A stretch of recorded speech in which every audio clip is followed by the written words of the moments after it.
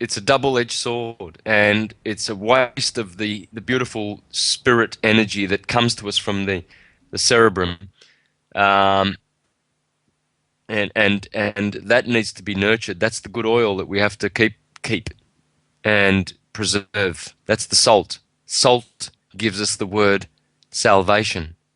We need to save ourselves. It was suggested, Santos, as well, that the Pentagon was working on some type of chemical. Some people were calling it the gay bomb, right? That they would put some kind of chemical within their bombs that would confuse the enemy and make them have change their hormones.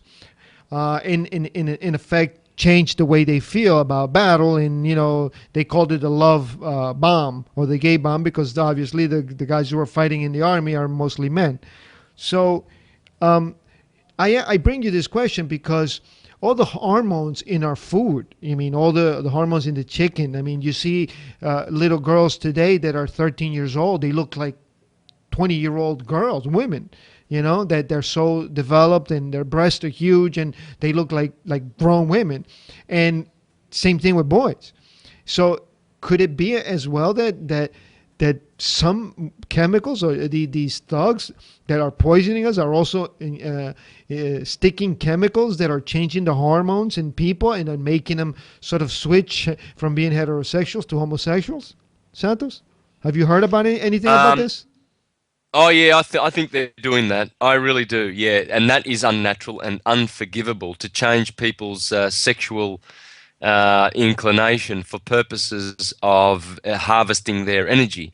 And they do encourage a culture of homosexuality in the army, in the navy, etc. They don't discourage it; they encourage it, and they're doing it deliberately. And how they do that is you know, they officially display concern about homosexuality within their ranks, but inwardly they do a lot of things to promote it, you know.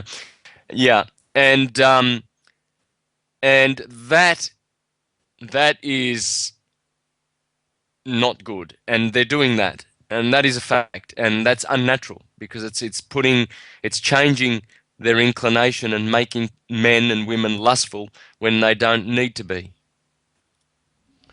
Okay, Santos, excellent. So, to wrap this up, karma could be information that we bring from past lives, but certainly we can break that karma by understanding who we are, understanding that we don't need to be enslaved by our past in this life or in any other life.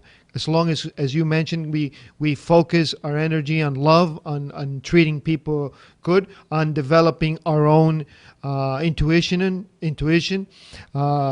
avoiding eating things and drinking things that are just damaging our physical body, because as you said, it damages the soul, and this is what we don't want to do when we physically die. And homosexuality is a natural thing that just nature's decided to bring forth, and there is a possibility that homosexuality has implications that is being created by these animals in the Pentagon and in these other places that are injecting chemicals in the food, in the water, in the vaccines that they give, as you said, the soldiers to promote the homosexuality, karma and homosexuality. Santos Bonacci, thank you once again for being here with us. I will see you on Wednesday for our Spanish Truth Hour. Thank you, Santos. Thank you.